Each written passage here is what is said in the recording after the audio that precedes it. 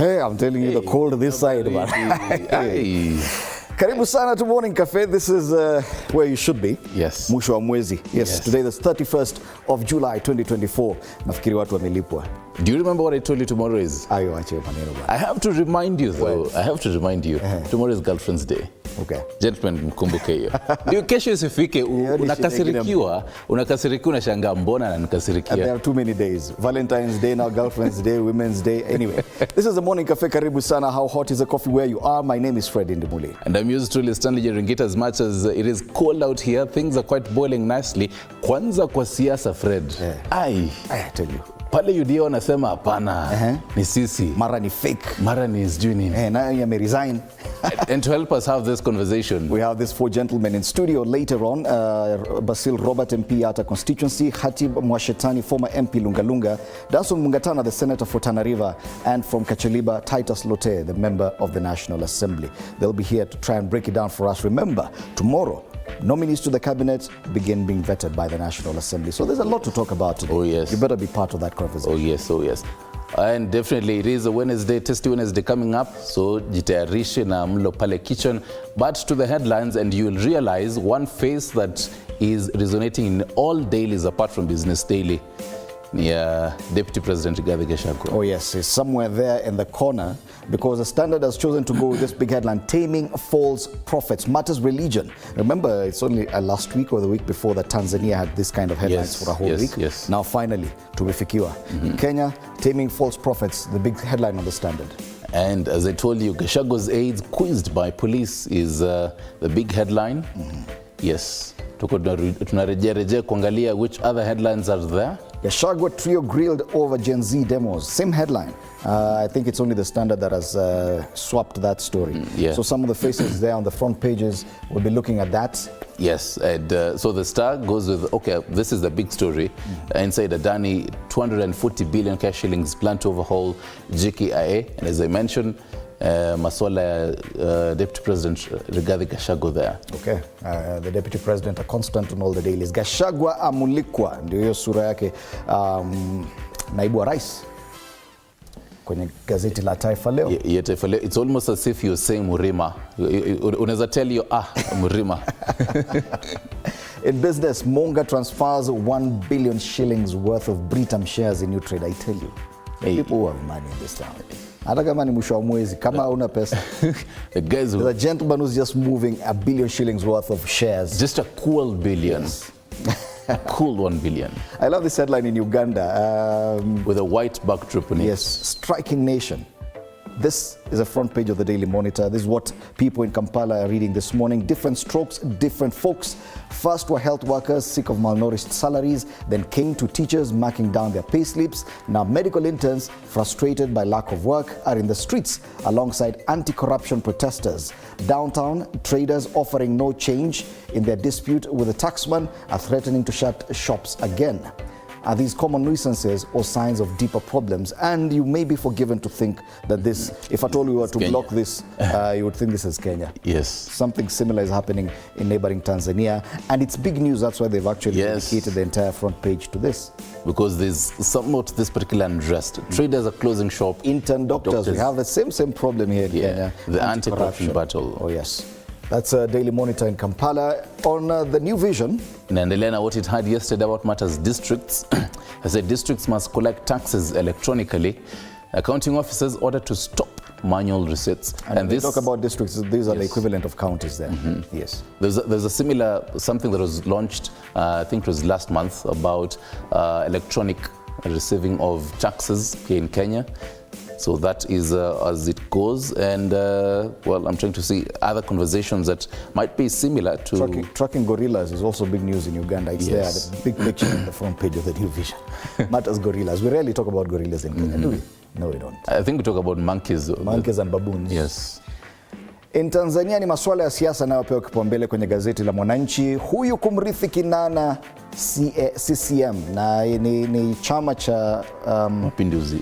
Chama cha Mapinduzi ambacho ndio ruling party kule Tanzania, and they're talking about the position of deputy party leader. Jina la Mizengo Pinda la chomoza kwa kasi, Wasira wa Bulembo nao wamo. Siasa za uchaguzi 2025 zatajwa, mkutano mkuu waja sababu kinana kujiuzulu hizi hapa. So they're talking about the deputy party leader, and once you become deputy party leader in CCM, it means you're actually on the line of succession. Once you become party leader, you're president. Yeah. So it's a serious position there. It's a do or die. Yes. Who's the next CCM vice chair? That's the front page of the Citizen. That's why I'm telling you, this is big, and they put a question there. As Abdulrahman Kinana exits the door, analysts suggest some veteran politicians as potential successors for the ruling party's vice chairperson role in what remains a discreet CCM affair ahead of the civic polls later this year and general election next year. You know what happens? Once Samia Suluhu Hassan probably does a second term, then whoever is vice chair could probably become the party leader. Yeah. And once that happens, you're next in line for presidency. So this is big news. But they still make reference to child sex offenders to no longer work near children or in schools. The safety of children in Tanzania has become a very big talking point in the past few weeks. Right, and those are just the headlines. We'll be back to take a look at the local dailies, tuangalie traffic,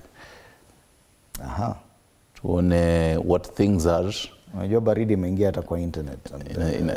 Things are moving slowly. Pia internet in a freeze. Yes, normal traffic reported around Pangani interchange. You can already see red there, meaning traffic is building up already at that interchange, that bottleneck between at the end of Kiambu Road and Thika Road. So yes, that's normal traffic for normal Wednesday morning. On Jogoo Road, also indications of normal traffic. At Makadara, the slowdown that's always there, a bit of a building up at Makadara and Botella, and also at the City Stadium roundabout. Moving further inwards towards town, of course, at this is Landis Road. Landis Road, yeah. Landis Road next to Machakos bus station. It's building up, as well as Haile Selassie Avenue around Marikiti area. That's normal traffic for this time of day. Southern part of Nairobi, Imara Daima along the Mombasa Road towards town. There's something interesting happening here. That's the entry of the bypass for people who are coming from Embakasi and Utawala. There's I think when they're joining the bypass there, a bit of a slowdown here, but nothing much. After that, it's normal traffic all the way into town. It eases as you get closer towards town. The CBD is looking green this morning. So you take a look at Langata Road and past Dam, Nairobi Dam Estate, Wilson Airport is looking good. Magadi Way 2, what they call Raila Odinga Road, is also looking good. Ngong Road, nothing much to report from Junction Mall all the way to the City Mortuary roundabout. And finally, on Waiyaki Way, it's also looking good. Nothing much to report. Okay, fine. I'm just looking at it from as far back as Kabete. Kabete past Kangemi, Nairobi School, ABC Place, Westlands, and into town. It's looking good. No incidents this morning. Unless you're experiencing something different, you can share with us through our social media pages on X at TV47 News and on Facebook, TV47 Kenya. You've mentioned Kabete, and I've just realized that during the day today, there might be some traffic up with because some senior government officials, I'm also being told that even the president might be heading there for the TVET at 100. Okay. Stick around for more details in our news diary. Right now, though, let's take a look at the weather updates courtesy of Kenya Meteorological Department. So they have a weather forecast between yesterday, the 30th of July, and the 5th of August 2024, showing some maximum temperatures. Wacha tuende back kidogo hapo so that we see what they actually say on this. So the give for this particular period, for the 1 week until next week, nighttime minimum temperatures will be as low as 10 degrees Celsius in parts of the central. Less than 10 degrees Celsius. Less than, yes. No wonder it's Central Highlands, the Rift Valley, and the South Eastern Lowlands. And you'd find Nairobi is among hapo hivyo central, itakuwa hapo tu katikati ya Central Highlands. They also say high daytime, the maximum temperatures of more than 30 degrees will be experienced in parts of the coast, northeastern and northwestern Kenya. And just to help us also analyze that using this map by Meteorological Department, the whole 7-day average, as you can see, different parts, the green areas, less than 17 degrees ndio hizo Central Highlands venye walikuwa nasema. This is Nairobi, so this part. So it is going to get the yellowish between 20 to 25, and also the greenish 17 to 20. So between 17 to 25 thereabouts. So for the next about 1 week, itakuwa inachezea temperatures za hapo. That is the maximum temperatures actually. Alafu kwa minimum sasa, less than 8. Though, okay, Nairobi utakuwa unapata kitu ya 10 to 15. But then if you're around Akina Muranga, Nyeri, around those areas, Tharaka Nithi is where you're going to be getting as low as 8 degrees Celsius. That is how the weather is looking like and will be looking like for the next 1 week. Let's take a look at our news diary, and there's quite a lot that is happening today. So first off, the public, you viewer listening today, you have until today around 5 p.m. to submit memoranda by way of written statement on oath with supporting evidence challenging the suitability of any of those cabinet secretary nominees to the clerk of the National Assembly. You do this by way of email. You can take a look at the website of the National Assembly and see more details on that. So this is in preparation for the vetting process, which begins tomorrow. And still on that as well, so ODM party officials nominated to the cabinet are supposed to resign today. So this particular party officials include the deputy party leaders, I believe Hassan Joho and Cliff Oparanya. John Badi as well is a member of the ODM party, as well as Opiyo Ndai. To something that I had alluded to earlier, TVET at 100. These celebrations began on Monday and they're concluding today. Made to believe that President William Ruto will be making his way. Prime Cabinet Secretary Musalia Mudavadi officiated the launch of this centenary celebrations, so do stick around for that. On to the next page, where Deputy President Rigathi Gachagua will be today. He will be in Nyeri town. That is in Kagumo. So he'll basically be attending the burial service of Mzee Charles Kabui. But then our political desk will be taking a look at what he will be saying in this meeting, actually considering the fact that he is on all the dailies. So that might be seeing him say 1 or 2, 3 things about maybe his impeachment and also the Gen Z, his allies finding the whole Gen Z chaos. And on the next page, today is World Rangers Day. So the Kenya Forest Service will today be marking the World Rangers Day celebrations at the Kenya Forest Service headquarters in Karura. So this day is set aside to commemorate rangers who have been killed or injured in the line of duty and to celebrate work rangers who protect planet's natural resources. And to a final bit that not included in that diary, but is going to be happening today. So Fred, following the whole recent claims that families of victims in the recent protests have not come forward to record the statements, Vocal Africa has mobilized over 10 families to present themselves for statements taking at IPOA offices today. So that will be happening. So the families will be accompanied by Vocal Africa, and a team of lawyers will be telling you more about that. That and much more in our news diary and our news bulletins. Today in history right now. On the 31st of July 2017, the body of ICT manager, the Independent Electoral and Boundaries Commission, IEBC, Chris Msando, was found, alongside that of a woman identified as Carol Ngumbu, at Maguga Forest in Kikuyu, with hallmarks of torture.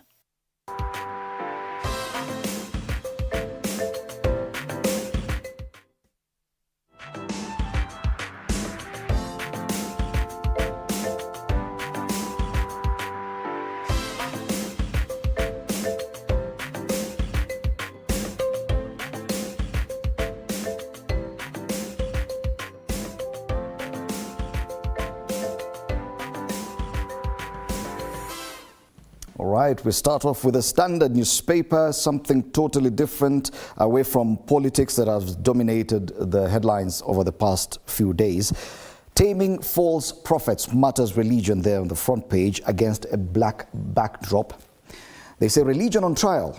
Government is introducing radical measures that seek to put an end to cultism, devil worship, and nefarious religious activities being pushed by men and women of dubious character.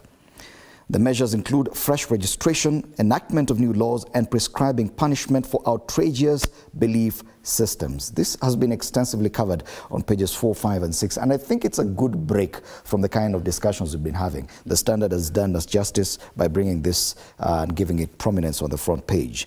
Some of the recommendations include radical surgery on policy, legal, institutional, and administration measures on religious organizations, as well as others that we'll be looking at later on there on the front page. Of course, the other big news is on the bottom part. The nomination of the very first woman as Attorney General in Kenya, Dorcas Oduor. It is. Ruto nominates first woman Attorney General. After decades of defending the state as a counsel and prosecutor, Oduor is an interview away from writing history. And the story is on page 2. You can read more about this nominee. But then, I mean, it's 2024. We shouldn't be having such the first female. No, it is still a milestone because we've not had any. It's 60 years since independence. Exactly. I mean, it's 60 years. Why haven't we? Yes. That's now should be one of those questions we should be asking ourselves. Finally, we are there. The Standard has still found space for the Deputy President on the bottom right corner. Wamepima at least ni kama ka 50 by what?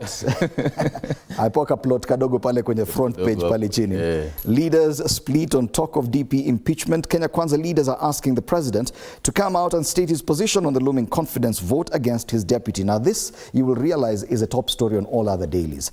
The Standard, though, has decided to go and do something different. On the top strip, more headlines. Teachers threaten to strike over salary dispute. And they say they'll do so in September. Schools are closing this week, meaning there could be delays in reopening of schools if they actually live true to their promise. Venezuela rocked by polls protests. I tell you, zile picha tunaona kutoka Venezuela. Mambo tofauti. Even the police are removing their uniform. Mambo tofauti. EABL profit drops 12% on inflation. Amukunywi enough.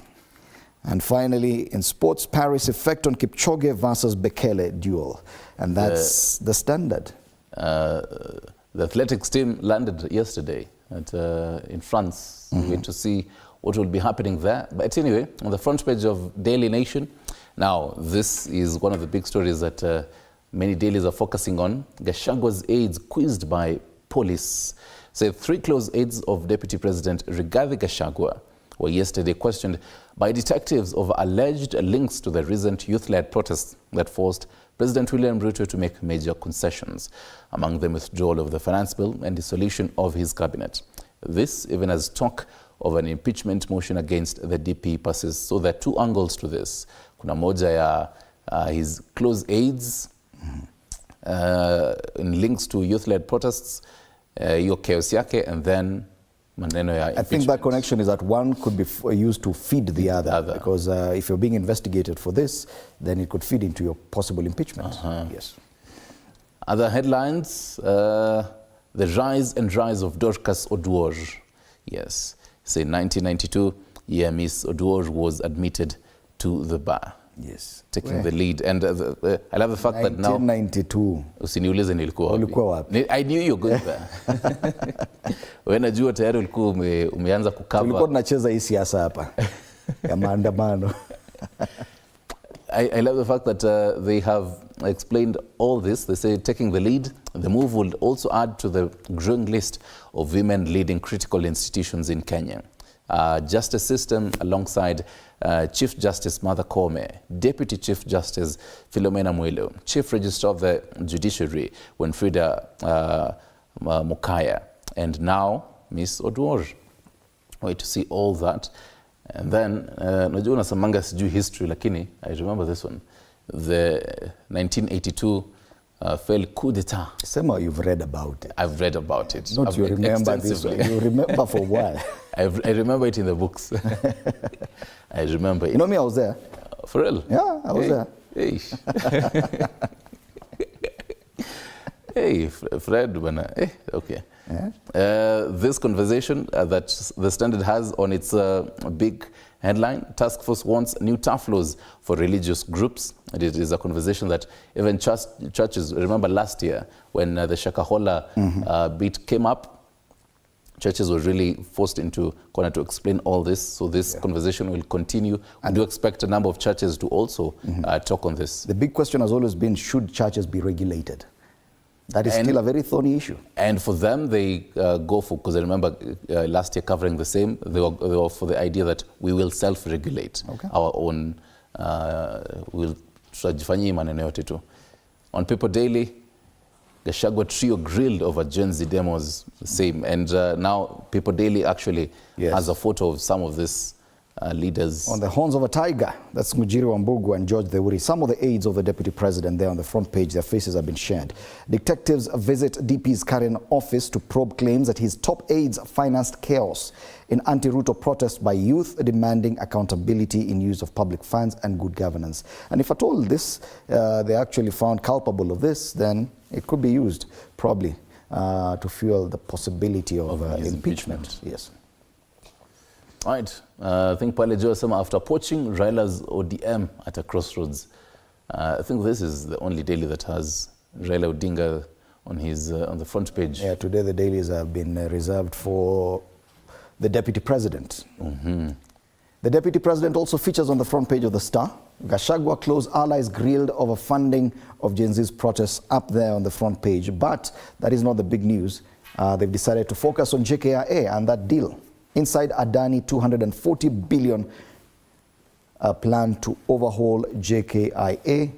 Adani offers to pay KAA 6 billion shillings yearly for the first 5 years and 6.7 billion shillings by 2035. So 30 billion and then 6.7 billion year 2035 ikifika. Okay. Well, the investors' proposal lays out an ambitious plan to transform JKIA. I don't know. What do you think?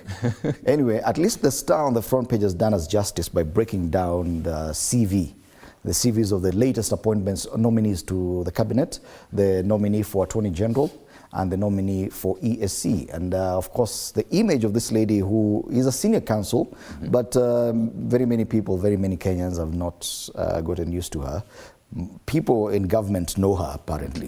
Many people know her and know of her deeds, but many Kenyans don't. So at least they've done her justice. She's been Secretary of Public Prosecutions at ODPP, a prosecutor for over 20 years, holds a master's degree in international conflict management from the University of Nairobi, the University of Nairobi, a commissioner at Kenya Law Reform Commission, and hails from Siaya County. And the CS nominee for ESC, Beatrice Askul, former Turkana CEC, member of ODM election board. Now this is interesting because the fact that he's also a member, that means this is ODM. This is ODM. But an extra member of ODM. But they're still insisting they're not in government. And former director of the Rift Valley Water Services Board. She's also the former chair of technical committee of the Valley Water Services Board, and she also has a master's degree in governance and ethics. Pia yako na master's degree, unaona? Kama una masters, sahau cabinet. Like bado the colleagues wake pia. More highlights. Keep your blankets closer. More rain and cold expected. Yesterday it rained in the afternoon. And for real? Yes. Wapi? Mimi sikuona mvua. In some parts of Nairobi and Kiambu County it rained. Mimi sikuona mvua. Huko kwenye ni Kajiado. Why counties can't access 30 billion shillings lying idle in accounts? Yes. The financial year ended. It actually ended. It ended last month. And quarter of teen girls suffer violence from lovers by 19. That's a very sad statistic. Oh yes. Two other tumebakisha taifa leo. Gachagua amulikwa sema kwa mujibu wa afisa wa ngazi za juu DCI aliyekuwa wakati mmoja gavana na mbunge mmoja wa Nairobi ni kati ya washirika wa naibu rais Rigathi Gachagua ambao tayari wamehojiwa kuhusiana na maandamano ya hivi majuzi. Awali kulikuwa na madai kwamba saini zinakusanywa na wandani wa rais ili kumfurusha bwana Gachagua serikalini. Vikizo vingine pale chini wamemtaja Oduor kama aliyetajwa mwanasheria mkuu na Ruto Kule Meru, Njuri Ncheke yaruka kesi ya Mwangaza. And one of the cartoons has a depiction of this very nicely. We'll be getting to that. From Meru all the way to South Africa, Zuma temwa rasmi kutoka kwa ANC. I love the fact that Tanzania wanaongelelea maneno ya CCM, pale South Africa ANC. This shows how political parties... Hapa tunazungumza kuhusu ODM. ODM. Yeah. Some big, bado wako ama washaenda. Big political parties, how they're going. Habari kuu pale kwenye ukurasa wa mbele wa Taifa Leo. Alikamia Arsenal, ndoto yake imetimia. Tunazaruka hiyo. Beki matata wa kimataifa Riccardo Calafiori wa Italia amesema imekuwa ndoto yake kuchezea klabu ya Arsenal tangu akiwa umri wa miaka 12. It reminds me Arsenal. Wamekuja kweli kweli. This coming month EPL inarudi. Na walichapa Man U bila huyu jamaa kuingia. Sasa kuendelea mbele. Hiyo ni friendly. Haya turudi kwa masuala ya Gachagua. Ni friendly. I think tumebakisha Business Daily. Yes. Munga transfers 1 billion shillings Britam shares in new trade. Businessman among a group of company founders, Tycoon's investment vehicle now left with 9.18% stake. This is a billionaire businessman Peter Munga has moved part of his Britam shares into a new investment vehicle, signaling a plan to either sell part of the stake or succession planning on his estate. That's interesting. You can read more about that on the front page. Then I think something that you also need to know this morning, in case pia unatafuta hiyo pesa, they say Juja leads Nairobi satellite towns in land pricing growth. Okay. Yes, and Omeka, some of this Nairobi satellite towns land prices annual change. On the ticker, something that you need to know today, Treasury taps 22 billion cash shillings emergency central bank loan. Yeah, hiyo hapo juu is more interesting. EABL. The East African Breweries Limited PLC has increased the dividend payment for the year ended June 2024 by 27.27% to 7 shillings per share, or about 5.5 billion cash shillings in total, after posting a slower drop in profitability. Unasema watu wamepunguza softer decline in profits for EABL, meaning watu wamepunguza kidogo. All right. Those are the dailies. Let's take a look at the cartoons now. Tuanze na ndio hiyo Daily Nation. Matters Meru. What's happening with the Meru governor? She's facing the 4th impeachment motion. Now they compare what happened during her 3rd impeachment motion.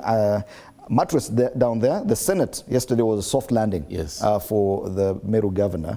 When she last faced impeachment, she was saved by the Senate. This time round, the hope was that the Njuri Ncheke would save her, but the Njuri Ncheke has said, we do not have jurisdiction to discuss such matters. So we still do not know the fate of this beleaguered governor of Meru. And I think the caricaturist has used this caricature the same, because I remember last year, ilikuwa the same. Yes, but the guitar is a constant. Oh, yeah. That's the Daily Nation. On the Standard Matters, ODM. Hapa naona cartoonist Gamzo amekuja sana kidogo, but anyway, one of the cabinet nominees, the caricature of Hassan Joho, amesema tuachie wakule hiyo D, na wamengoa O, wamengoa M, wameacha D hapo. So it's your own interpretation of what that D is for. Yes. Okay, it's an interesting one. They've headed to Kenya Kwanza. Oh yeah, they're headed to Kenya Kwanza. With their O and M already in yellow. Yes. Yes. Lakini D inaweza kuwa ni performance ya mtu ya exam. Wewe sasa useme it's your own interpretation.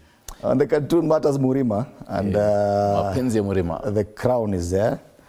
And someone else is carrying a big bag of promises and saying return to normalcy. But someone else is in love with the mountain. He's heading to the mountain today. Okay. Yeah. He's been at the mountain. He's been in the mountain all through. Has he ever left the mountain? That's a star. And finally, Stano's take on the People Daily. This is what I think we always call it the elusive Luya unity. So there's a hand that, with that, it's a begging bowl. It has a particular English name for it. Wanaita the cabinet. Hapo juu your bowl kuna your sahani. Kuna 2 gentlemen there who their God is a mighty God. Caricatures of National Assembly Speaker Moses Wetangula and Prime Cabinet Secretary Musalia Mudavadi. And this gentleman holding, which is the Western Kenya leaders, anasema, I need some more. And if you come from that region, you know, when they do that, they say, mbeho, mbeho. Give me, give me. Mavindi would know better. My director Mavindi would know better about this. Mbehu. Yes, those are the cartoons, and they just signify some of the discussions we'll be having with my panelists later on State of the Nation. Do stand by for that conversation. Allow me to introduce them once again. Khatib Mwashetani, former MP Lunga Lunga, Titus Lote, MP Kachiliba, the Senator for Tana River, Danson Mungatana, and Basil Robert, MP for Yatta constituency. Yes. Do stand by for that as we discuss the big headlines and a lot more right here on Morning Cafe. You can be part of that conversation as well through our social media pages on X at TV47 News and on Facebook, TV47 Kenya. You can tag me on X. My handle is at Fred Indimuri. And Yoringita_. Stick around for much more. Relationship Wednesday coming up at around 8 a.m. and Kitu 9 a.m. There we take you to the kitchen, kufunze some culinary skills. Don't go too far.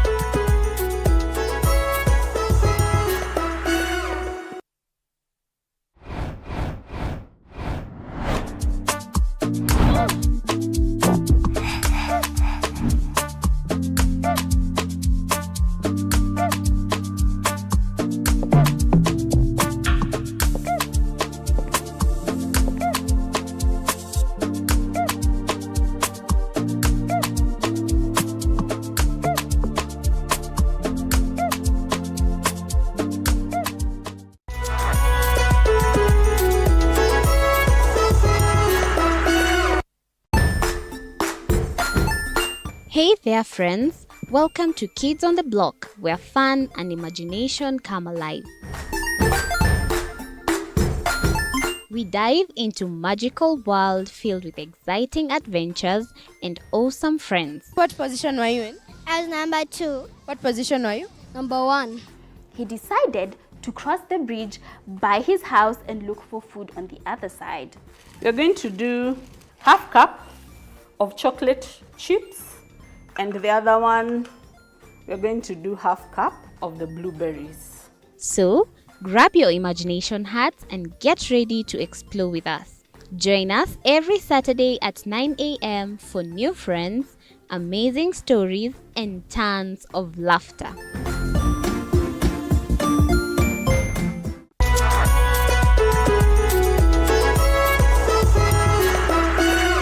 Join us as we explore the journeys of those who defy the odds and break barriers. We dive deep into the stories of triumph. Sometimes when parenting a child with a special need or whatever disability, family life becomes a bit complicated and you may end up raising the child on your own. Here, we inspire. I have a farm which one we showcase with other dyslexic youths and autism how to farm. Motivate. It's never easy, but what we do, the best thing is to work with another parent who has an elder child than yours. And break through the barriers one story at a time. Push your boundaries beyond the limit. Saturdays at 8 p.m.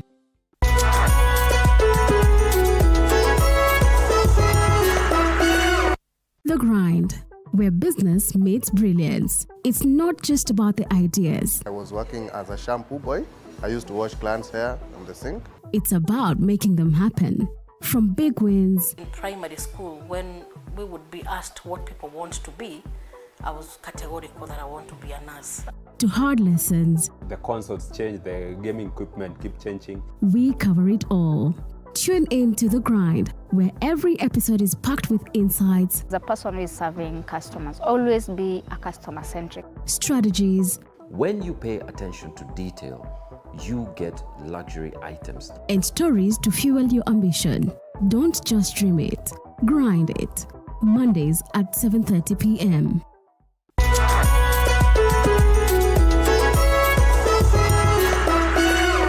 Jiunge nasi tunapoangazia safari za viongozi bora.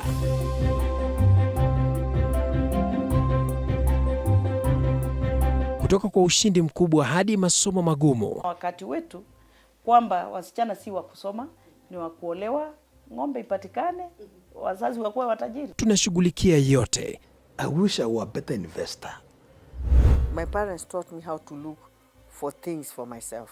Tazama Mfahamu Kiongozi, ambapo kila kipindi kimejaa maarifa, mikakati na hadithi za kukuza azma yako. For me to succeed, I have to fight. Kila Alhamisi saa 1:30.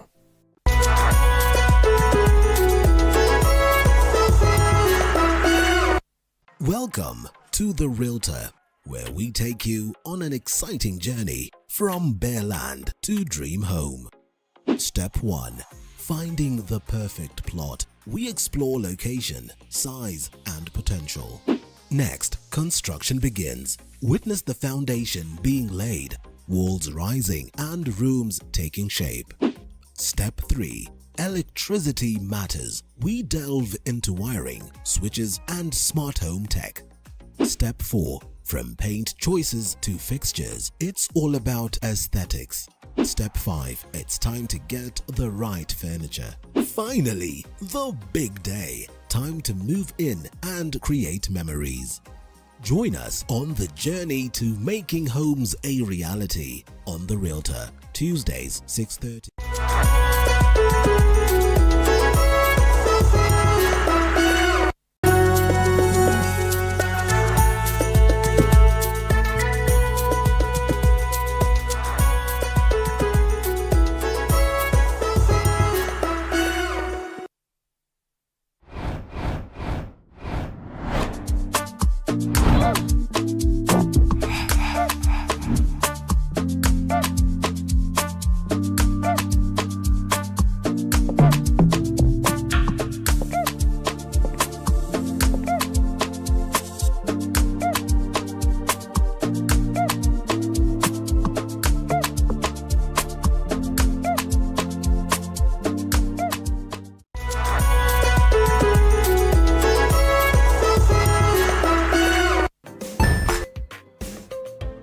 Welcome back. You're watching Morning Cafe on TV 47.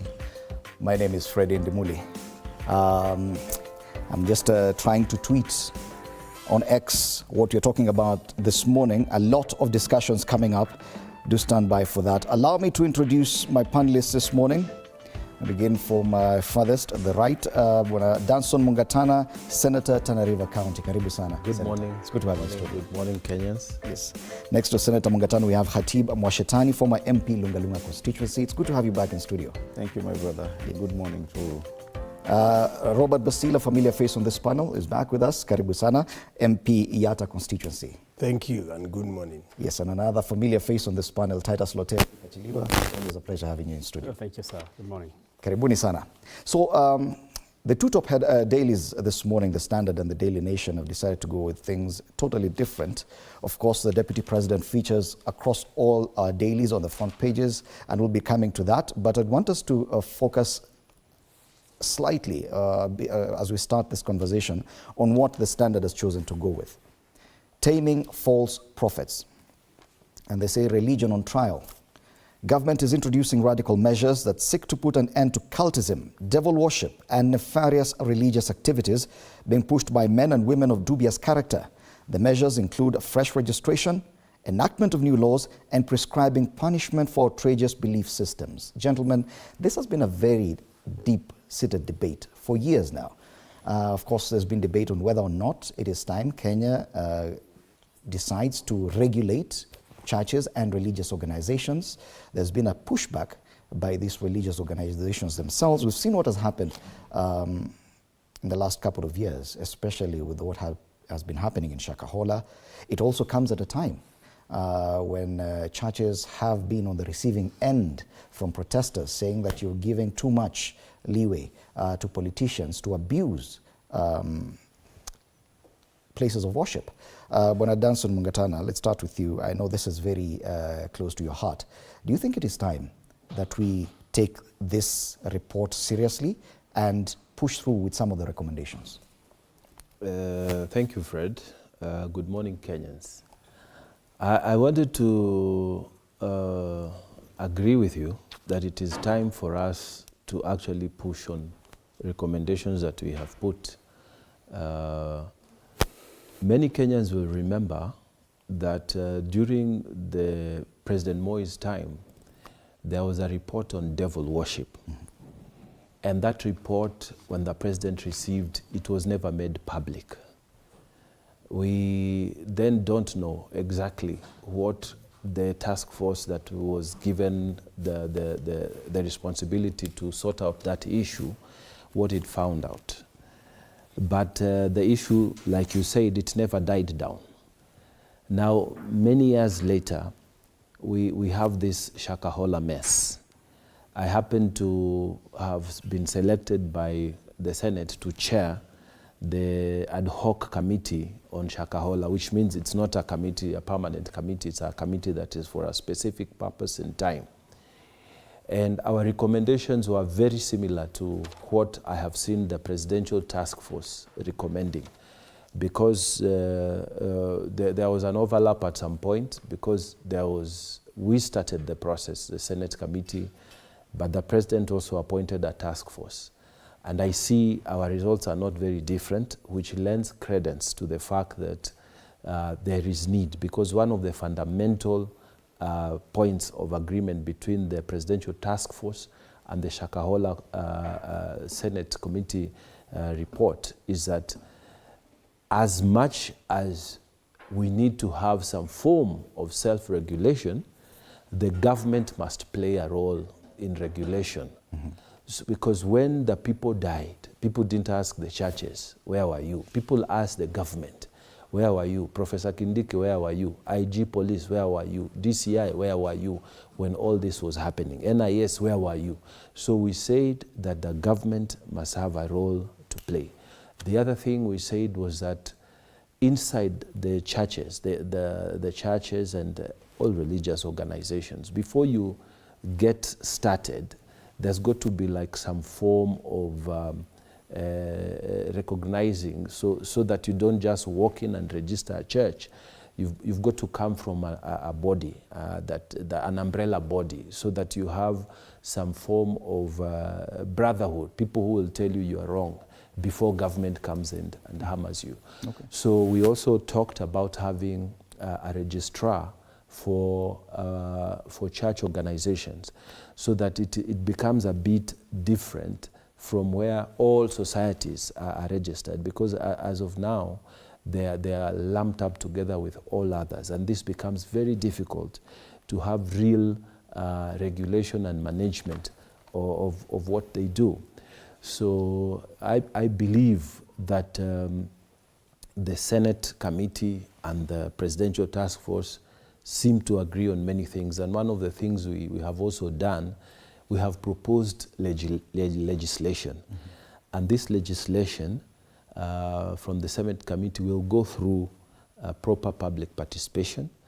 And during that public participation, again, Kenyans will have an opportunity to put in their views. People will say what they think, and if they agree with it, fine. If they want to amend some clauses, they will be amended, but for sure, we need a proper law to regulate. And that legal framework will also establish the office of the Registrar of Religious Organizations. Okay. So I think I'm glad the President didn't keep quiet. Immediately this report was received yesterday by the President. Today morning we have it on the headlines of the Standard and other papers. And I think that the amount of killings that went on in Shakahola needs for us to action this report at the shortest time possible. And I think we are on the right direction. Bwana Khatibu Mwashetani, of course, if you look at Article 32 of the Constitution, freedom of conscience, religion, belief, and opinion, provides for every person having the right to freedom of conscience, religion, thought, belief, and opinion. Every person has the right, either individually or in community with others, in public or in private, to manifest in religion or belief through worship, practice, teaching, or observance, including observance of a day of worship. A person may not be denied access to any institution, employment or facility, or the enjoyment of any right because of the person's belief or religion. And a person shall not be compelled to act or engage in any act that is contrary to the person's belief or religion. So this report may encounter some headwinds by those arguing that it could be contravening some of the provisions of the Constitution.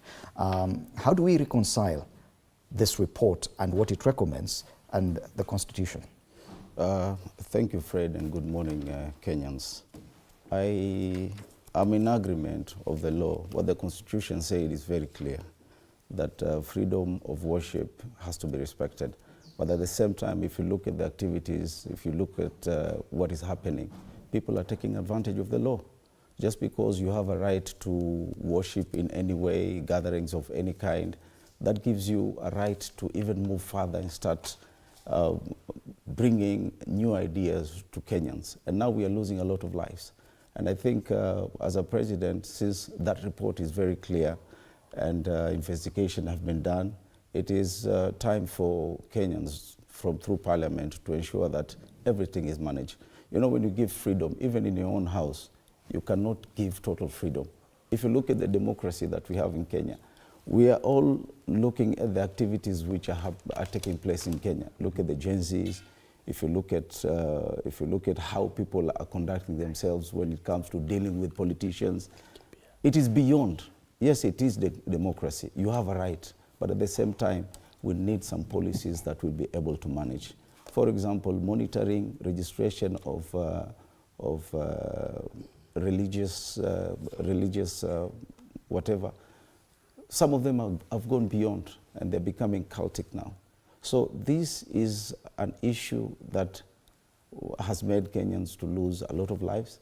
And I think it is time for us, all of us as Kenyans, to bite bullet and agree that this is the way we have to go. Mm-hmm. And this has come through a report that has been received by the president, and now it's upon the members of parliament, because we can't move without change of policy. Okay. But do you feel that this, especially the legislative process, yes, to put this report and provide a legal framework for it, could encounter some problems, especially given what the Article 32 of the Constitution provides for? First, good morning. I think I agree with my two brothers and my fellow member of parliament. It's very clear that in reality, looking at most of our members of parliament, and I'm talking about politicians, they bank so much on the religious group, the clergy. So in principle, as much as we want to regulate it, we expect a lot of challenges and more voices coming from the religious or the clergy. If you look at what's going on in Kenya, many people go to religion not because it's a vocation, basically, but they see it as a career. Mm-hmm. When you lose opportunities, many people tend to go there. And I think we need to go the Rwanda way, where Rwanda has regulated it. They have regulated churches. You don't just wake up and start a church. You need to have qualifications. And people need to know, what are you teaching there, you know? But you come to our country here. You start with one mic, tomorrow you have two people, the next thing you have a church or you have a religious opening. And ideally, is a time to do that regulation. And if you look at what Nganga said, the Pastor Nganga, he called all these kiosks. Why did he call it kiosks? Mm-hmm. Because it appears that many of them, the motivation is basically what the money, what they're making out of it. And now we also saw what happened some years back, where extremism also witnessed from the teachings within the mosques. So it's important that if we talk of the Constitution, let people not abuse the constitutions. Okay. The provisions are there, the freedom to worship and to join, any worshiping forum, either in a church or in a mosque, is provided for in the Constitution. But people tend to abuse that freedom. So this is a working call, and that regulations has to be tied borrowing also from our neighbor Rwanda what they have done. So I think we are not the first country to do that, and there is good reasons. We lost so many lives through the Shakahola, and also with this cult, looking at the number of youths who are unemployed, that provides a very enabling environment for people to be recruited in cults. You know, so it goes without any doubt or without questioning that this is the moment for us to do that. But it's also dicey for politicians and the political class, as Bwana Basil rightly put it, Bwana Lute. We've seen the kind of relationship that even this current administration has had with the church especially. And many other administrations have had similar relationships. There's a clear separation of state and the church, but they've had some dalliance of some sort. Many leaders have been reluctant to go this route to try and regulate churches because of the backlash they would get from that. Do you think that the current administration, faced with all the challenges it currently faces, would want to take on a new challenge of trying to regulate churches? That could backfire. Well, thank you and good morning. First of all, I would want to say religion is important, and Kenya as a country is a very religious country. We say 80% is Christian, the rest are the 20%. And the reason why people go to religious institutions or churches or mosques is because they want to nourish their souls. And so it is also the role of the state to ensure that the society is well preserved in that manner. So I will not say that there is going to be a backlash as long as the political class is ensuring that the majority of the people enjoy their rights without being affected by the activities of others. And I think it's important, as much as we are talking about the provision of the Constitution, Article number 32, that allows people to freely express their religious beliefs, there is also limitation. If you look at Article number 24 of our Constitution, it gives limitations to the enjoyments of these freedoms and rights. And so it is upon the government, it's upon even the political class to ensure that these limitations are also, that is enshrined in our Constitution, is also protected. And so I would really say, as a politician, we are all seated here as politicians, but I don't think there is any of us that will advance any cultism or any religious beliefs that is detrimental to this society. So as much as we know that sometimes politicians are going all out to look for votes from anybody, we are also conscious of the fact that this country needs to grow universally as a healthy society. And so the report was done. There was a reason why the Moi regime actually had this research being done about cultism and devil worship. And 30 years after, that report is still pending. And the report has now come to the President, William Ruto, to implement it. And I think a lot of religious institutions, the mainstream religious institutions, have actually been pushing for this report for a long period of time. And so if you look at the political class now, they've actually been, most of them have been going to the mainstream religious institutions. And so for the fact that the mainstream religious institutions are pushing for the implementation of this report, I'm 100% sure that the political class will definitely go with it. Yet even President Moi faced the same challenge.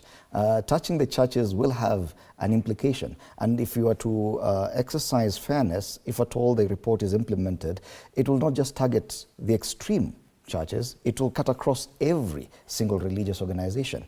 That political challenge is what has led to the reluctance, Senator. What is different this time round?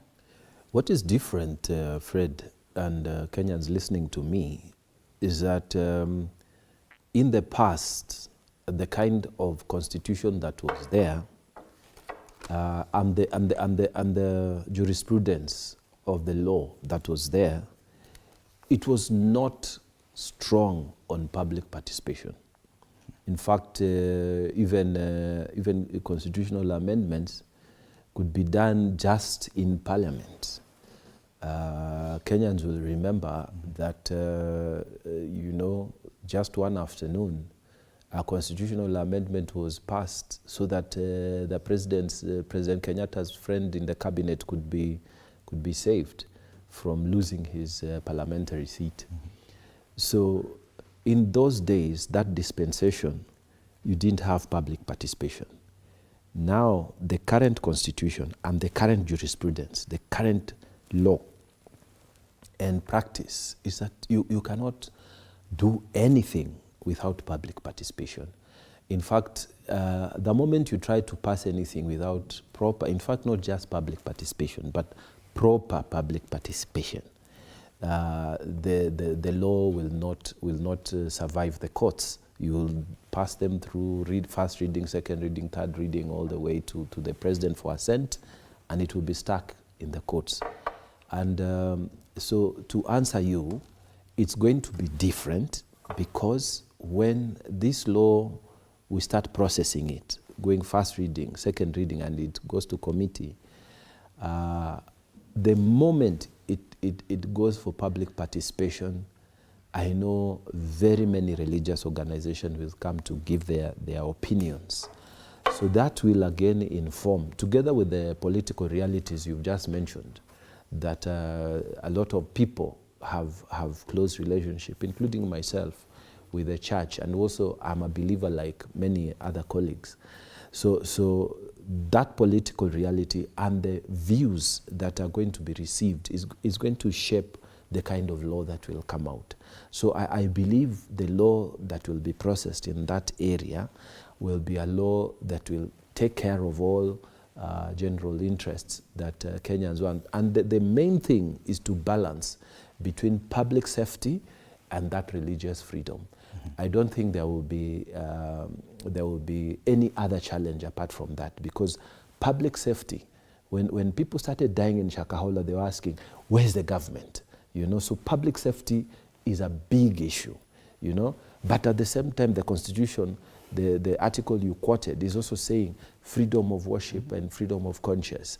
So balancing between the two, public safety and the freedom of religion in this country, is going to be what will solve the problem. And this means a lot of public participation, and the members of parliament in the Senate and in the National Assembly to take cognizance of the views of the people. Okay. I think it will be possible to do properly. Yet even in the new dispensation, we've had challenges even in the National Assembly when it comes to legislating on some issues that are key and very close to the person, issues of family, issues of gender. We've had those challenges. Religion is a very emotive one, and there are those who argue that trying to regulate churches is an attempt to play God, that religious organizations are only answerable to the supreme being that they worship, and they do not need or require any interference by the state.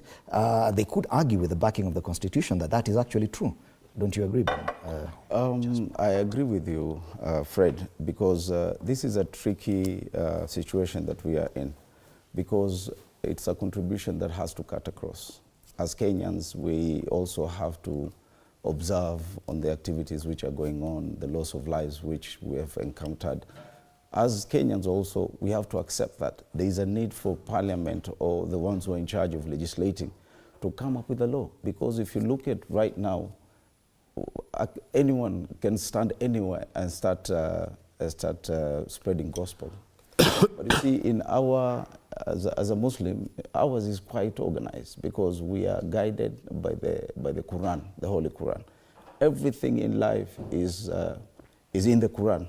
So any solution that you're looking for any kind of problem, you can find it in the Quran.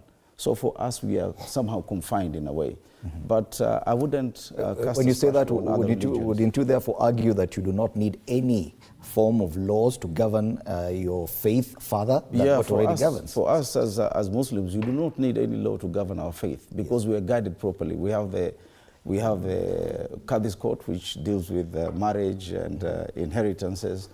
But looking at the circumstances, looking at what is going on in Kenya, with the cultic, everyone who wakes up in the morning and finds that, just like my colleague has said, that if you find that the life is difficult for you, you can pick a mic, go to a street and start your own church. These are things that we're supposed to be looking at, because also the rights are overlapping one another. You have a right of freedom of worship.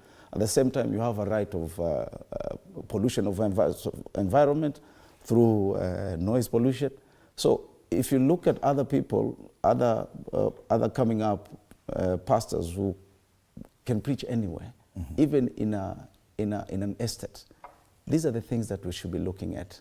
You see, they escalate from given freedom to preach anywhere to an extent that they start recruiting people so that they can put some information which doesn't make sense for people to lose their lives. So it is important to create a balance. So as Kenyans, we have to accept that we have a problem first, so that we can involve the legislatures to come up with policies. At the same time, I'm sure the moment Parliament passes a law, it will go to Supreme. Because if you look at what the Constitution says, Article 32 is very clear, but it's not defining where does it stop, where does it start, and where does it end. Striking a balance. Critical, yes. Critical. Striking a balance, especially when it comes to matters of religion, is going to be interesting to see how the government or the administration of the day approaches this. Time for us to take a break. When we come back, we take a look at some of the headlines that are common on all the dailies, especially on the appointment of the latest nominees to the cabinet. That and a lot more after the break.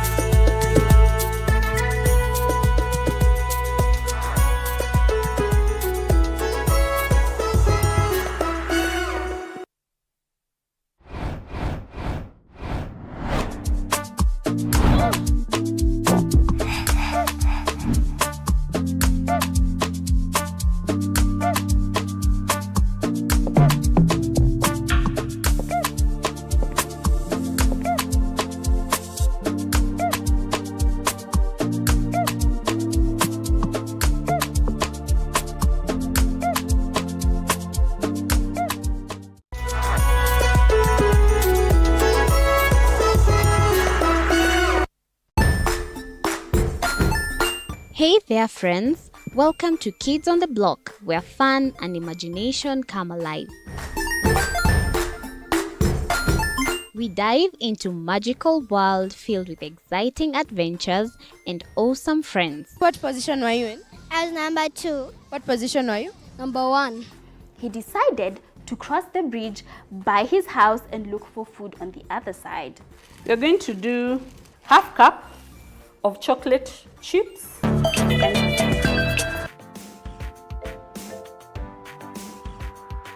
The law, amen. We're back. Welcome back. This is the Morning Cafe on TV47, State of the Nation, taking a look at the big headlines. And just before the break, we were discussing matters religion, a very dicey topic, and it will be interesting to see how this matter progresses. I want us now to focus on big stories that are featuring mostly on the political side of things. And I want us to start with the cabinet nominations. Yesterday, the president made his last 2 nominations to the cabinet, naming the very first woman nominee for the position of Attorney General and another woman as nominee for the CS of East Africa Community. But Basil, I know you've not necessarily been very excited about these nominations, especially from ODM to the government. We've seen now a member of the ODM National Elections Board getting a nomination for the position of CS ESE. But there's a lot of excitement about the nominee for Attorney General. What do you have to say about that? I think for the nomination of the Attorney General, the lady seems to meet the minimum thresholds, and is also a recognition for women, you know. We are talking of gender parity within appointments. That is what is going on here. So for that one, I fully applaud the president, basically for recognizing women and more so looking at a right mix of skills and qualifications. So I think she meets what is required on this particular position. Are you beginning to get comfortable with the nominations going forward? No, not really. Of course, for the ODM, a majority of them who went for those positions, it's very clear they betrayed Kenyans, because if you look at the agitation, what meant the Gen Zs and then so many protests we have been witnessing, People are talking of opulence within government, graft, corruption within government. But then the same president went ahead and appointed. I would talk of someone like Oparanya. He had outstanding graft accusations, but immediately was appointed. He was cleared by EACC. So then you ask yourself, is EACC there to make political scores? Or are they an independent body who are supposed to deliver and do their duty as per the Constitution? So these are questions which raises eyebrows. And it was very clear. You can imagine when you are appointed, you are no longer now the graft cases that are within the courts. They're just dropped immediately. And again, some of the nominees who came from the ODM, I heard what the former Prime Minister said, that if the government seeks for expertise from ODM, they are willing to give. But then you ask yourself, what expertise are coming from some of these guys? I don't want to pick names because some people think like I'm trying to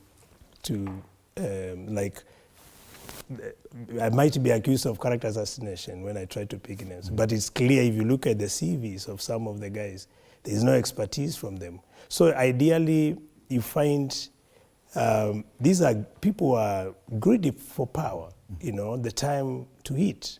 And you can imagine someone using lives of others. Young people lost lives. Did they lose lives for ODM to get slots in government? I don't think that was the cause. Okay. The idea, what people wanted, many young men and women, was one, a lean government, a government of men and women who meet the minimum qualification, not only in terms of merits, but also in character. People who are not accused of graft. People who are not vomiting to other Kenyans. But what we have seen, half of the cabinet came back. And if you listen to the president when he was firing the whole cabinet, he said, after holistic review of appraisal, performance appraisal of my cabinet, I hereby dismiss. So meaning he was also not satisfied with the performance of all his cabinet. So what has changed for him to retain or reappoint half of the cabinet? These are the double speak which many Kenyans have been asking about. And for some cases, I give credit when it's due. When he has appointed someone like Dorcas Oduo, she's a lawyer, she's experienced, she has been in the DPP office. And it's not just about being a woman, but do you meet the qualifications for the position that you are required to come and perform? But now Parliament, especially the National Assembly through the Committee on Appointments, will get an opportunity beginning tomorrow to vet these nominees and probably correct some of the things that have been raised by Bwana Basil. And I'm saying perhaps because that's in an ideal situation. What we've seen before is that the National Assembly simply rubber stamps any proposal that comes from Cabinet. This time round, there are indications that things could be different, that the vetting process could offer better quality to the president, as opposed to, and allow me to use the words of one of the nominees on the list now, as opposed to just giving him a skunk. Do you believe that this time round there'll be better quality given to the president through the vetting process of his nominees? First of all, I want to appreciate the fact that the appointments have actually come, and the latest is the appointment of the two ladies, one Dorcas for the AG position, and Beatrice at school, a lady from Deep Turkana, the cabinet secretary. That for me is very important, that at least we've been able to strike the gender balance. Already as we speak now, there is somebody who went to court and say that Parliament need to be dissolved on the basis that it is not gender balanced as per the Constitution. But now if you look at the cabinet, you realize that there is that strike which has been done by the president, which is very good. I also believe that there is the consideration of the marginalized. Immediately, the ODM people will pick the first list that add the party leaders, the leader of majority, and the likes. People say the leadership of ODM are joint government. But if I look at the appointment of a lady like Askul, somebody that nobody knows, basically tells you that even this appointment is not just about the leadership of ODM or the leadership of Kenya Kwanza. It's about the leadership of Kenya. And the last one is that we are forming a government of national unity based on the scenarios and the situations that we went through the last 3 months. So for me, I think there is a bit of consideration in terms of who have been picked to this. The ball now is with the National Assembly, the Select Committee. And I'll tell you, Fred, since the demonstrations of the Gen Zs and the fact that many of the members of the National Assembly were trolled, some of them even lost property on the basis that they voted yes for the Finance Bill 2024. I think there is a little bit of an awakening even within the National Assembly. I spoke yesterday within the lobbies of the National Assembly, and you listen to the way the members of the National Assembly speak. I think the Gen Zs somehow jolted the National Assembly to become individuals, thinkers. So even when this has actually been brought in before the National Assembly, and I don't think the President brings this name to the National Assembly to rubber stamp. This is brought to the National Assembly for them to be able to vet these people effectively. And I think cases, and I want to appreciate the Gen Zs. The Gen Zs are still on this case. Most of them are bringing up individual files that could not have been known even by anybody. And I think the National Assembly will not just ignore this. They will look at these individual files. They look at these cases, even the ones that you did with your village, within your village that nobody knew. The Gen Zs are bringing it up, and I'm 100% sure. I sat in one of the committees, and we rejected some of the nominees that were given to us by the President. When they were doing the climate change, the climate change caucus, there were nominees that were brought in by the President, and we rejected the Nisnan Humar, a lady from, I think from Mombasa, who actually one day stood for President. She came in, and she was not qualified enough according to the committee, and we rejected and sent it back to the President and said, President, listen, we are not going to take this person. I also know when the first nominees of cabinet came in, there was a person that was rejected as well. So even this one, and especially now after the demonstration of the Gen Zs, I'm 100% sure, probably those who have been nominated should not just walk in pretty and thinking that everything is going to go through. We might get a lot of shocks from what I heard yesterday. But things have changed in the National Assembly completely. People are combing. People are now starting to comb. Individuals, people are already starting to discuss about these members' nominees. Okay. Even before they now are brought effectively from Thursday to before them. But Senator Mungatana, are you persuaded that things will change in the vetting process? I'm looking at the list of members to the Committee on National on Appointments, and I'm saying that one of the nominees supposed to be sitting on that committee. Of course, now he'll be coming before the same committee of which he was a member. That's Honorable James Opiyo Wandayi, who's the leader of minority. Yes. And other members are from ODM as well. Yes. Now, the fact that key members of the ODM party are now joining government, and the party appears to have endorsed that through its party leader, it means that members in the National Assembly are already being pushed towards that line. Then how can we expect the same people and members to question this when the party positions from the two big parties, UDA and ODM, are in agreement? Are you persuaded that this vetting process is going to be any different away from simply rubber stamping the list? I'm persuaded, to answer you directly, that it's going to be better. It may not be perfect, but it's going to be better than before. Why? Because many members of parliament felt they were thrown under the bus after the finance bill. Okay? So I think this time they are going to be very, very strong.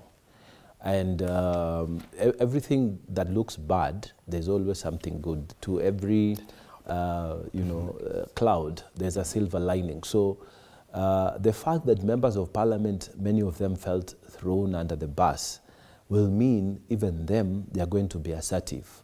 The National Assembly Appointments Committee will be more assertive than before.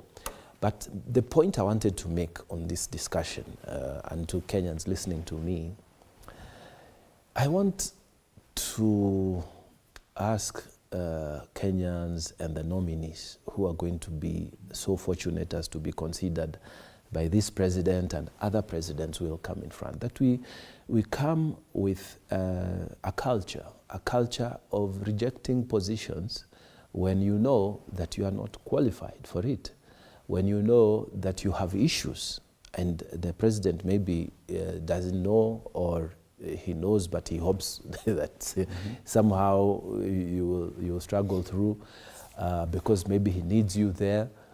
I think people should come up with a culture that says, no, but thank you, but no. You know, I remember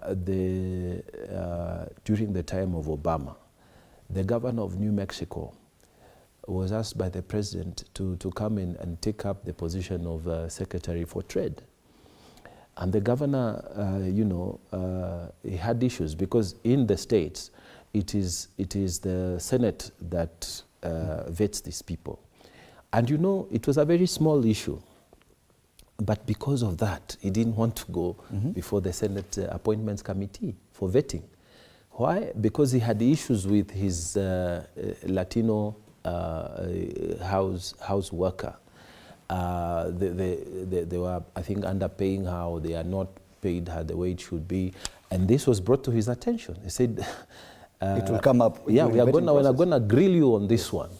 And he told the president, thank you, you are my friend, we supported you, New Mexico State voted for you, and I know that you want me to take this position, but to save you the embarrassment of me having to drag your name and all this into this, let me just continue being governor of New Mexico. And he missed a very important opportunity, but that is called culture, you know.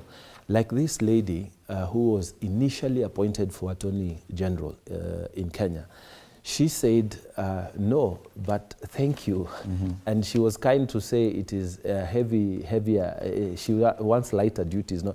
But she's an advocate to the High Court, yes, but all of us had never seen her in court, you know. And yesterday I was talking to my wife, and she's the one who first of all showed me who is this Dorcas. I told her, hey, do you know who you are talking about? Do you know who you are talking about? Dorcas, I have had the opportunity to appear. We were on opposite side, obviously. She was prosecuting and I was appealing at the Court of Appeal. And I remember that time, the former president of the Court of Appeal, who then became Attorney General, Kihara, Justice Kihara, was sitting in that appeal. And the court, it was a 3-bench judge. Although they agreed with me, I left that place having known that I met a very sharp mind. And I hear, you know, women congratulating her, oh, first woman, what? But Dorcas is not really a woman. I mean, she is a serious mind. You get? So other people may look at her, oh, he's a lady, what? But you know, even you as an advocate of the High Court, when you meet your equal or a better person, you know. Yeah. So I have total confidence. When my wife told me, oh, this, I told her, no, this is a person that unless you have very serious problems, we in the legal fraternity, we will support her. Okay. And Dorcas is one of those people who has stayed in prosecution, you know. Even when she had great opportunities with her talent and wit to go out into private practice like some of us did to make money, she stayed in public service and stayed the cause. So people shouldn't look at her, when people are congratulating her as a first woman, I'm not congratulating her as a first woman. I think we have a good Attorney General. Okay. And I think this time, the president listened to people who are in this business. And I also want to make one other point, that I spent very many, you know, this last 3-4 days with the president in the coast about the constitution of the cabinet now. And even Mheshimiwa Mwashetani, we were with him when he was in Kwale. But I joined him in Kilifi in Kwale, and yesterday, no, day before yesterday, we were in Tana River. And I am one of those people, okay, who in fact told him, even before these appointments, that you see, we supported you, we worked on you, we worked with you, we have still our own soldiers in the trenches, very good people. Bring those people up and put them in the cabinet. You can balance, you can do what, but they got to be our UDA people, you know? That was my thinking. But having worked with him for the last 3 days, both in public and talking to us in private, I'm convinced now that it was good to have a mix, so that what the president is trying to achieve, and his own words, is that Kenya is bigger than all of us. If we can all join up so that we actually focus, because he was saying, look, there are some people who are opposing something just because they are in the opposition. So if we are all together and we are dealing, let's say, with unemployment, so you don't oppose the moves I'm making because you are in the opposition. Come with a better, because he keeps saying this, and I agree with him when he says, I have a plan. Okay. If you have a better one, if you have a good one, I will drop mine to give way to the better plan.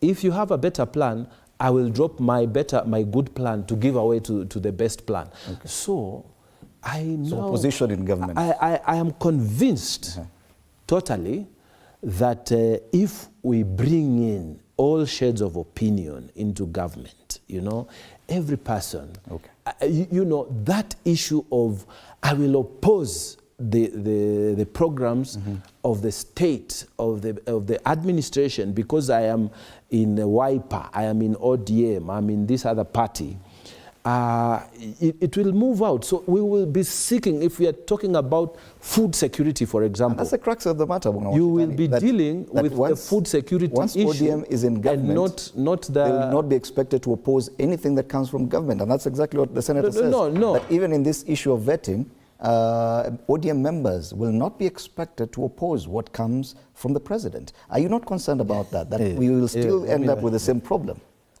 It's an absolute thinking, because first of all, allow me to congratulate the two nominees for AG and for the ESC as CS. If you look at the law, first of all, the law is very clear. The minimum requirement for a CS is a basic, I think a basic Form 4. It doesn't talk of a university graduate. It doesn't talk of anything to do with masters. So my thinking is that so long as you have an experience, because experience matters in everything. Because if you look at the nominees which come from the opposition, these are people who have served for 2 terms in their own respective positions as governors. Looking at their experience and looking at how they articulate their issues when they come around, you find that they are qualified. To me, I think they are qualified. What about questions on integrity?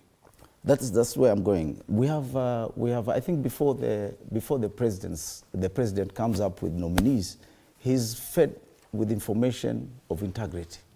So I think this is a decision that will stop at the members of parliament, because all information will be extracted to the public when they are being vetted. The purpose of having a vetting stage in any appointment is basically to explore you and see you whether you are able to articulate the issues which are basically in the department that you have been nominated at.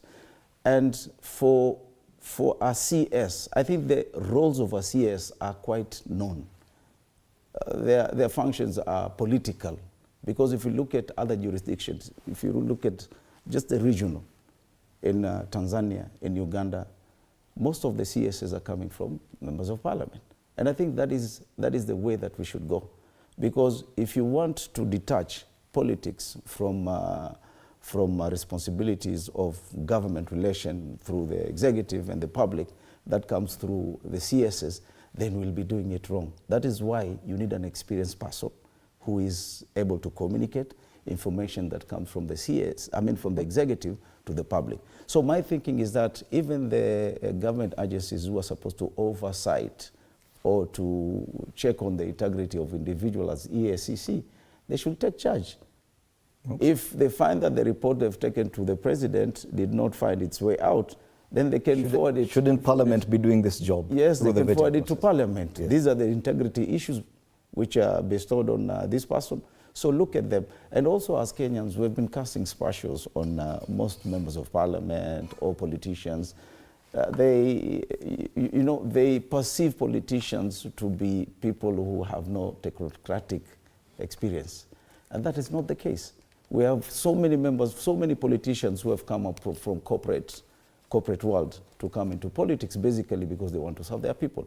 It doesn't mean you lose your technocratic knowledge when you are elected as a member of parliament. It doesn't mean when you lose a seat, you cannot be able to serve in an administrative seat.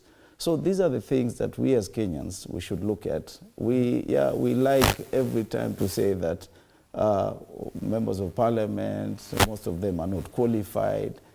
Experience is one of the ways of learning, my friend. I think the biggest question has always been on the issue of integrity. But I'm still struggling to find a conclusive answer on this issue of the dalliance between ODM and UDA, and probably Bwana Basil is the best person to answer this question. Should ODM still be occupying the seats of minority in parliament? It would appear they're having their cake and eating it as well. Bwana Danson Mugatana says clearly that in his discussions with the president saw it fit to have members of this party working with government, meaning they're now united working for government. Don't you think that it is ethically wrong for ODM to still attempt to occupy the seat of leader of minority in the National Assembly now that they're working with government?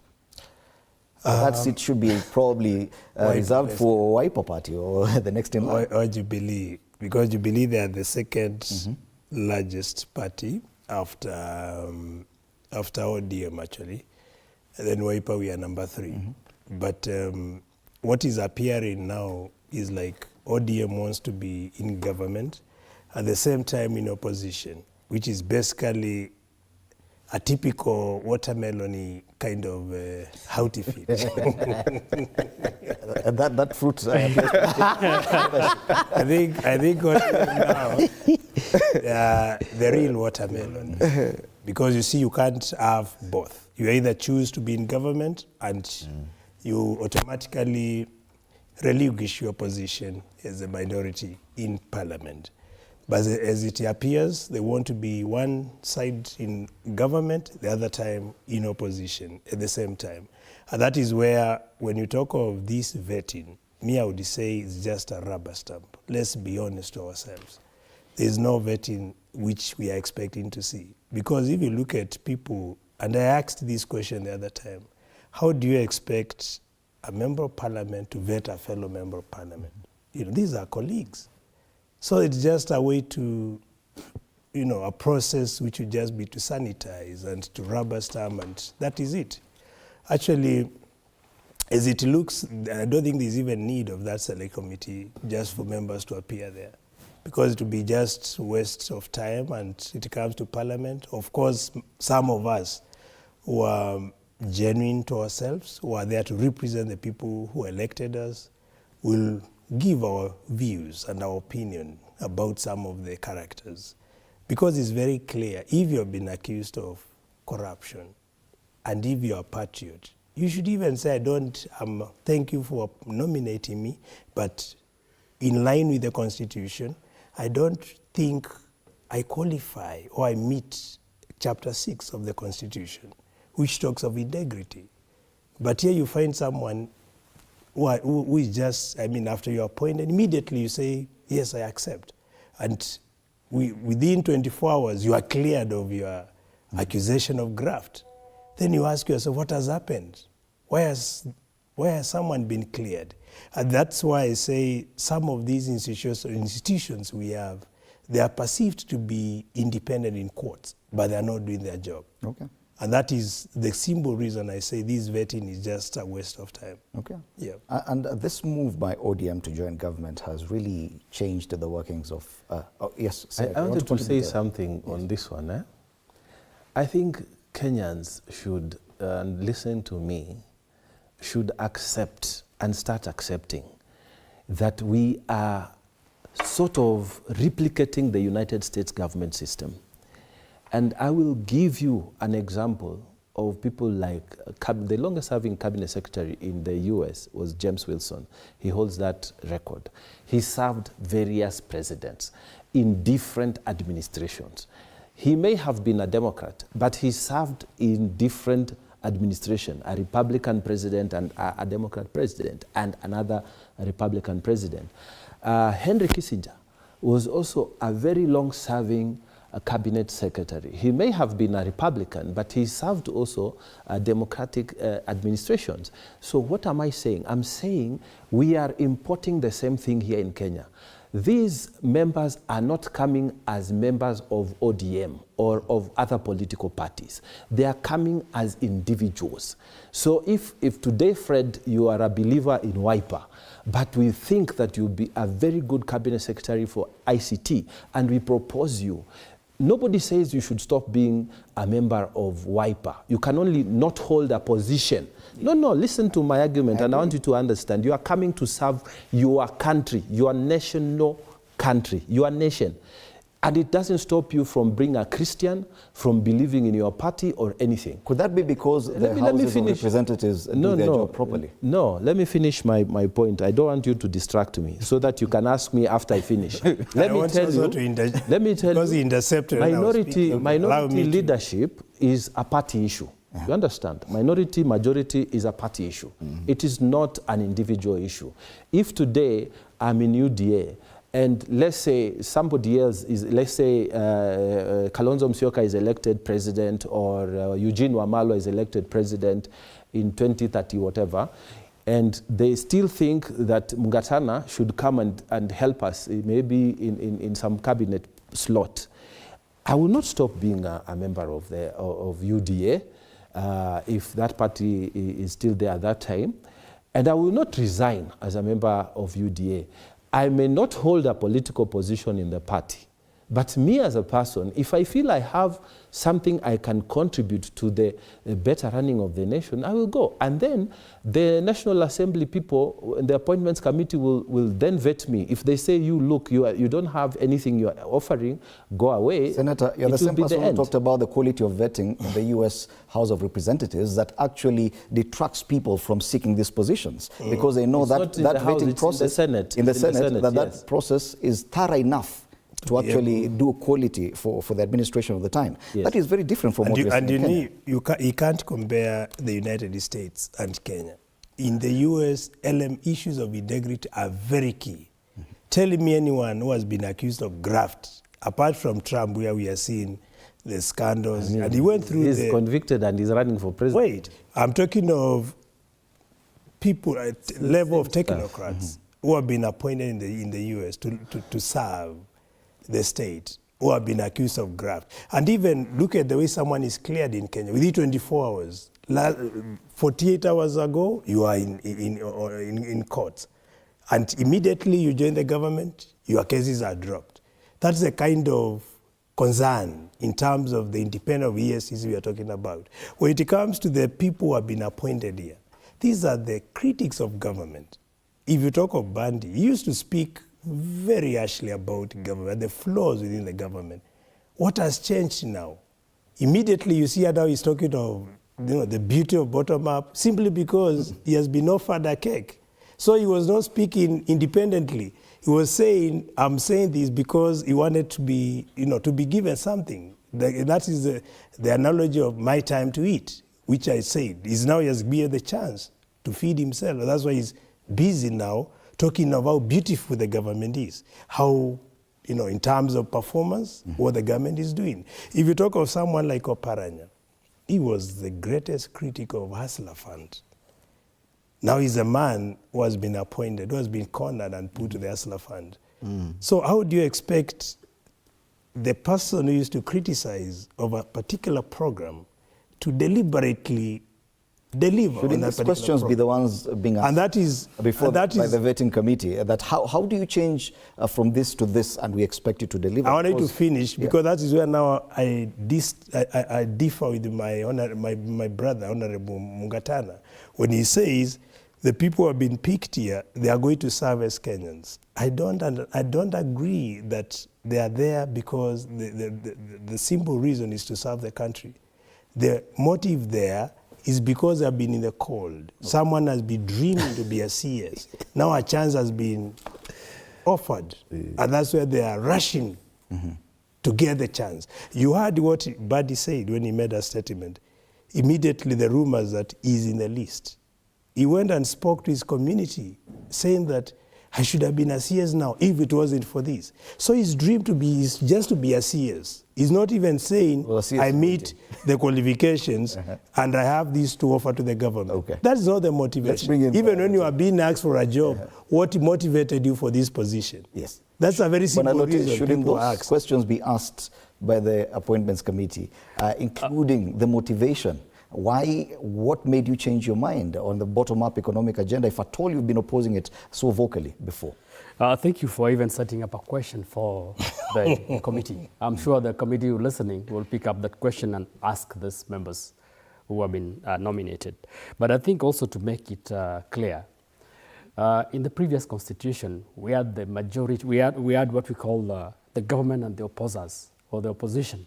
But we thought that was not the way to go. And so when we promulgated the Constitution 2010, we removed the opposition thing from our Constitution, because it is not just about to oppose. It is always to support each other. And that's the reason why we brought in the leader of the majority or the majority party and the leader of the minority or the minority party. So we completely did away with opposition. So I will want to ask members sitting here that we are not talking about opposing government, so that if you are not the people that are in government, you should always be opposing. You need to be there to support. And the reason why, if you are appointed from the minority side, you can as well serve in this government. So it is not your role to oppose. So let us first of all get to understand that we are in a new dispensation where we are not talking about opposers. We are not having opposition in this country. And so if you are appointed to government because of your competence, accept it and serve, because at the end of it all, we have a country, one country called Kenya, which we all want to build. And so first, I will want to ask my brother here to not consider these people who have been taken in as people who are opposing government. They were only playing their role of the minority, but now if called upon, they can serve. If you listen to Joho, and I think there was an outfit and an arrangement before the elections came in for 2022. Oparanya was gearing to become a minister if the Azimio side won. The same to Joho. Joho said it in Mombasa. He said, I was going to become a minister. Same to Badi. So it basically means when the two leaders, Raila Odinga, the Right Honorable Raila Odinga, and William Ruto met and discussed, Raila Odinga was able to say, this was going to be my cabinet. And so we are actually having the best brains from Azimio coming in to support. And we are having the same best brain from Kenya Kwanza supporting. So it basically means that we have picked best brains from both sides. Because even before they were appointed, these people had already been earmarked for cabinet positions. And so we can say, let us throw out the issue of saying that we have opposers in this country. And two, let us agree that these are the best brains. First, they have actually served as governors. They have served in their capacities. Opio and I have served as a very good minority leader in the assembly. And I believe their capacities have been validated by what they have been able to do in the roles that they have been given by Kenyans. In fact, Kenyans are the ones that gave them these jobs. Okay. Yeah. Okay. And I want us now to focus, because it's still connected. I'll give you, you're coming next, and you probably will contribute to that. Because you are going to. Gentlemen, listen to this, because we're still talking about the numbers and how these numbers will count in the National Assembly. Okay. Now that ODM appears, gentlemen, I don't want you to miss this question as well. Now that the numbers appear to be consolidated under one basket, with the coming together, or whatever agreement, broad-based, or whichever name we may give it. Yesterday, the dailies took a look and mapped out the numbers in the National Assembly. And for the very first time, we're seeing a possibility that a connection between UDA and ODM, the top two parties in Parliament, coming together, that achieving a supermajority is very easy. One of those instances that a supermajority may be required would be in the possible impeachment of a deputy president. That is a big headline on all the dailies. GACHAGUA'S aides quizzed by police, some talking about the fact that there is a proposal by some members of UDA to impeach the deputy president. Are you concerned that these numbers, Senator Mungatana, could be misused or could be abused in the National Assembly now that everything is coming together under one basket? Fred, ODM and UDA have not come together. They are not together. They are not. And that is why the Right Honorable Raila said that they have not come together, and minority party leader will still come from ODM. Okay? And then I want Kenyans who are listening to me understand, and I know it is difficult, but this is where we are going to be.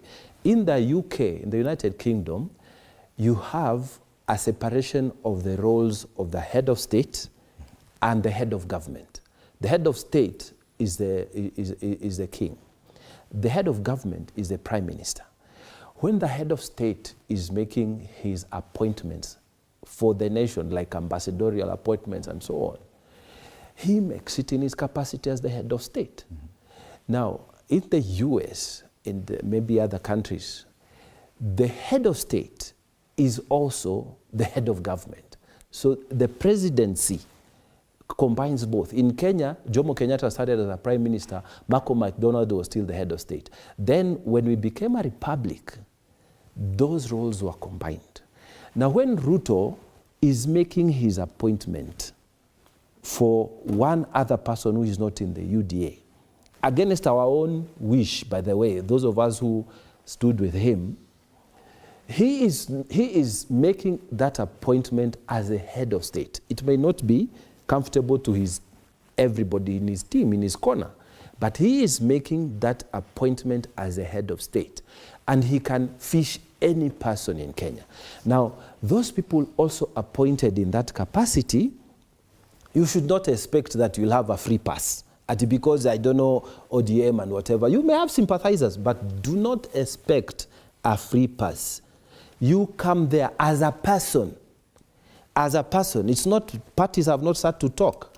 So you come there as a person. That is why I was saying, please save yourself embarrassment, because the country is watching you. If you know you have issues, just say, no, but thank you for what you have, the honor of nominating me. Don't come, and let's set that as a culture. Because you come there as a person, you are not coming there as an ODM nominee or as a UDA. I can agree with you as my friend, but then when you sit there and I am questioning you, and I'm sitting there, okay, it's not done in the Senate, but if you stole this, you did what, and you are before me, and I'm questioning you, even if you are my brother, leave alone being my mother, same dad, leave alone party affiliation. Okay. I will not vote for you. Even if my president has nominated you, I'll not vote for you. And I believe... We've not seen that kind of conviction in the No, listen to me. One of the members of parliament, he put in his X, he said, please bring them on, keep bringing those issues, because we are going to put them up in the public when the nominations come. And that's a UDA legislator who was saying that. So Fred, I think we will not get perfection, but I believe we are going to be better than before. It is not going to be a conveyor belt this time. Let's now focus on the other discussion. The senator has managed to wiggle his way from not discussing that. Oh, no, I just I'll come back to you. Khatib Mwashetani. The dailies today, and on the front page of the Daily Nation, the big headline, GACHAGUA'S aides quizzed by police. On People Daily, GACHAGUA trio grilled over Gen Z demos, a very serious accusation.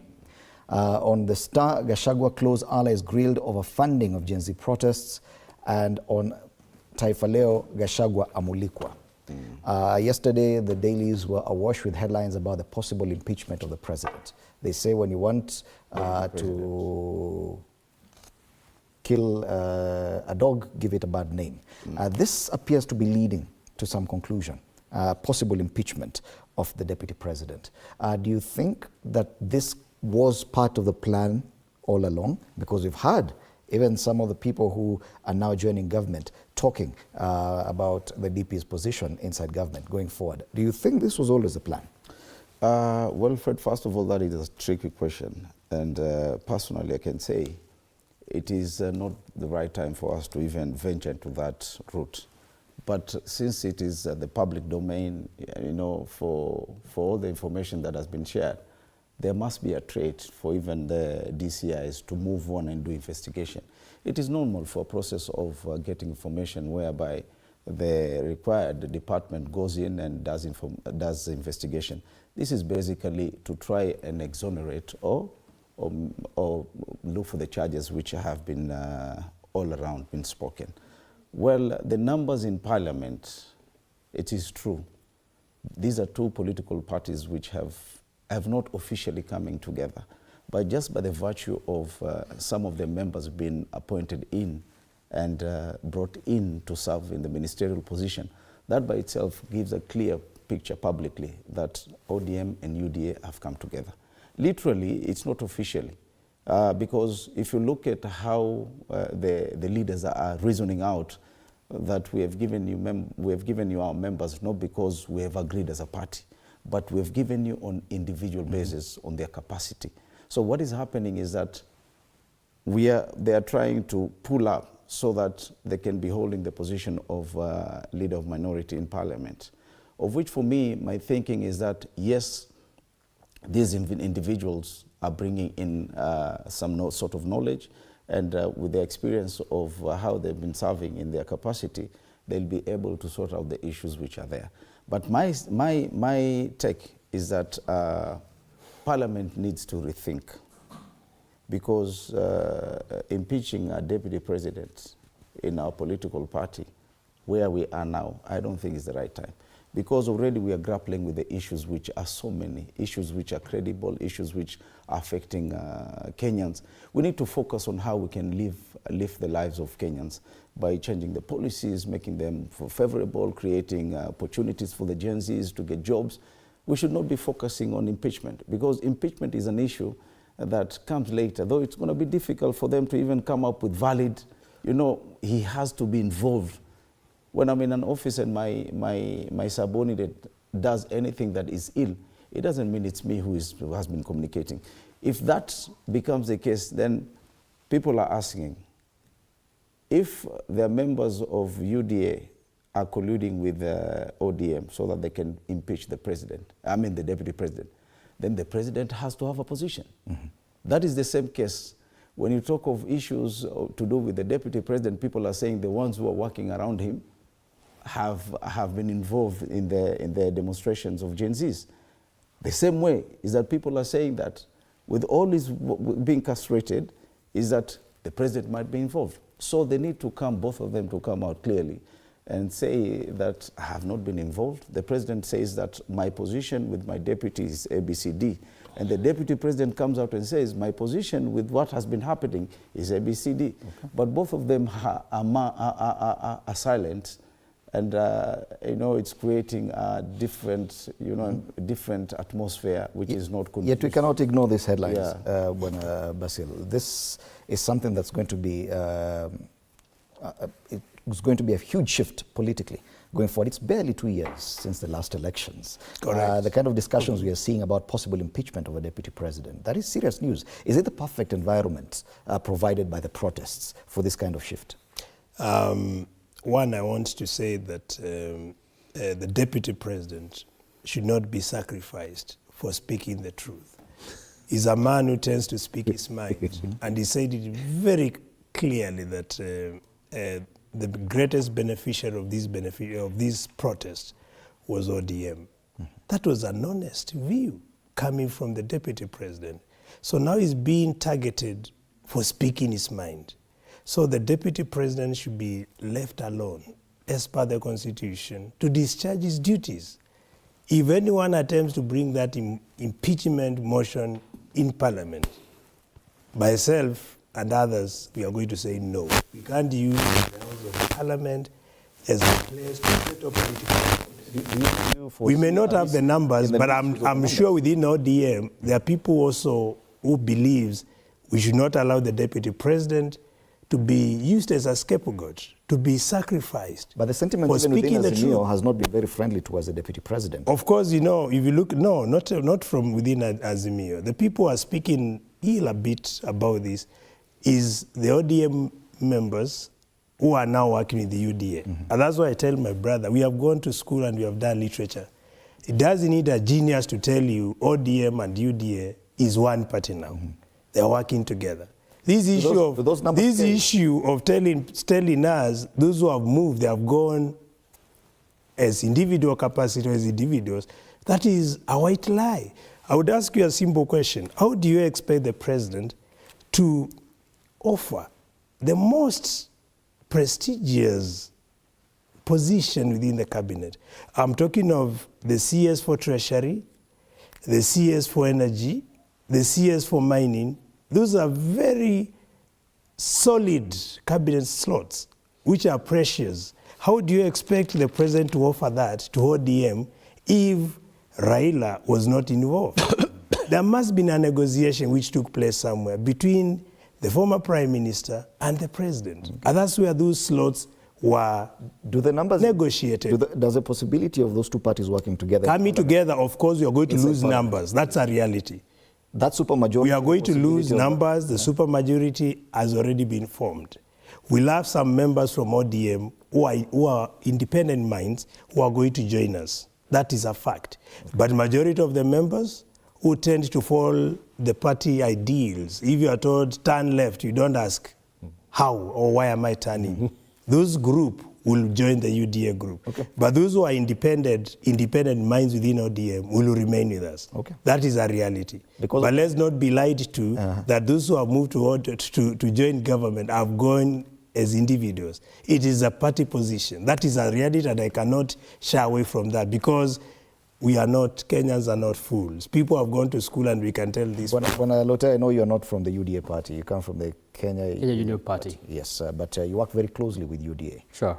We understand that... Kenya Kwanza. With Kenya Kwanza and UDA as part of the Kenya Kwanza. We understand that members of UDA met, about 21 of them, in a night meeting, and we know the history of night meetings in the political field in Kenya. And they are the ones who made the proposal that now it is time. We have the numbers. Let's go ahead and push through with this impeachment. Do you agree with that proposal going forward? And do you think it is the right time for this? First of all, I'll say that the beginning of anything is a rumor. A rumor can either become positive and that is confirmed. A rumor can also become negative and that is not confirmed. So basically what we are seeing today is all rumors that has been put on the headlines. I think the reason why the headlines are starting to bring up this matter is because of the questioning of those aides that are being questioned by the DCI. And I will believe that we allow the DCI, first of all, to come up with very substantive, concrete evidence about these people's involvement in the Gen Z's demonstrations. But even if that is true, it does not mean that the aide of the deputy president is the deputy president. The aide of the deputy president is an independent person, which can then be followed by law according to the act or the impact of what they have actually done to this country. So for me, I will not believe in any instance that there is going to be any benefit to impeach a deputy president. In fact, on the contrary, we're going to have a negative impact to this country. We have never had an instance since the beginning of this country called Kenya where a deputy president has been impeached. This will be the first one, but I don't think there is going to be anything positive. Just like what Senator Mungatana said, and what I believe all of us are believing in, it is useless to actually, not useless, it is actually on the negative to say that we're going to impeach the deputy president. On this aspect of 21 members meeting at night, that for me, I'll say it's a rumor, and 21 members is not equal to 350 members that are sitting in the National Assembly. So they cannot purport 21 of them to say that they've got the majority. And they cannot believe, they have not talked to me. I don't think they have talked to him. I don't believe that when they sit as 21 members, they represent the whole House. So that is their view, and probably that is their vendetta about the deputy president. For me, I will still see the deputy president as the deputy president, whether he was directly or indirectly involved in the Gen Z's demonstrations. Okay. I'd like you to comment on this as you make your final remarks, because we're out of time. The time, okay. Kenyans must start understanding that processes within the criminal justice system are only concluded when sufficient evidence is found, cases are created, DPP approves, and then someone is prosecuted. Okay? When you hear DCI is grilling, it is nothing, really. It is nothing. It's just the very beginning of the investigations, okay? Decision then will have to be made at some point. If they have collected enough evidence to charge, they will not charge the deputy president, they will charge the people they have interrogated. If they feel that it's not enough, they need more information, the law allows for a commission of inquiry, which can be set up by the president. It's the same, like if there's a murder charge and you want to collect more information, you can set up an inquiry, okay? So you remember the Jonjo Commission of Inquiry. So it is possible that they can collect sufficient information to either charge those people, or it's insufficient, so they want maybe, or those people have been mentioning their boss, and they will establish a commission of inquiry. So that is one path that can be taken. Okay. The other path is the political path, where people can sit and make a decision that we are going to present the motion. But even if the motion is brought, again, it is not sat on the same afternoon, done, and it is a process.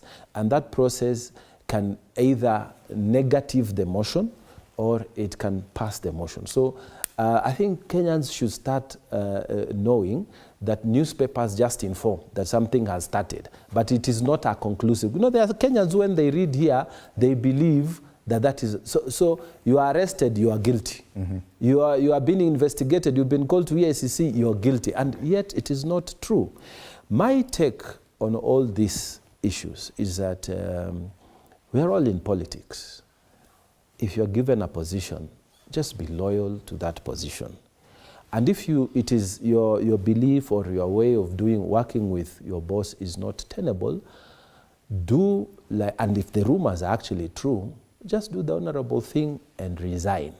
From my perspective, you remember there's a speaker, I'm not remembering which one, but there's a speaker in a county here in Kenya. Recently, he got to know that the county assembly is impeaching him.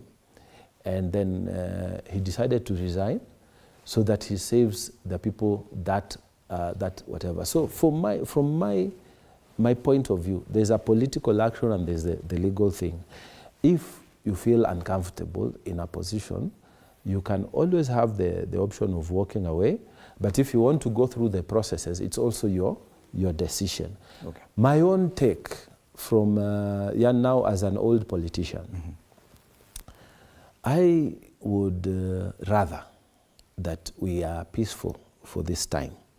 I would rather that we don't open unnecessary political challenges.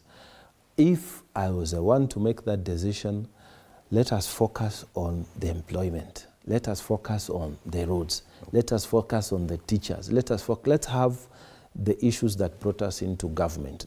One of the issues that didn't bring us to government was internal fighting. That's not a good thing. So I would appeal, if indeed there were 21 people who met, please, this is not the way to do things. But for the quizzing and the criminal justice system, that's a different matter. But for us politicians, yes, let us bring the country together. Let us not tear it apart. Gentlemen, I'll just give you 60 seconds for your final comment. We are really out of time. Starting with you. I think as Kenyans, we should try to walk away from rumors, because anything that is said, it doesn't mean it's true. And if we keep doing this, then we are going to ban our country. Because as a deputy president, I think he comes from a sector which is so huge.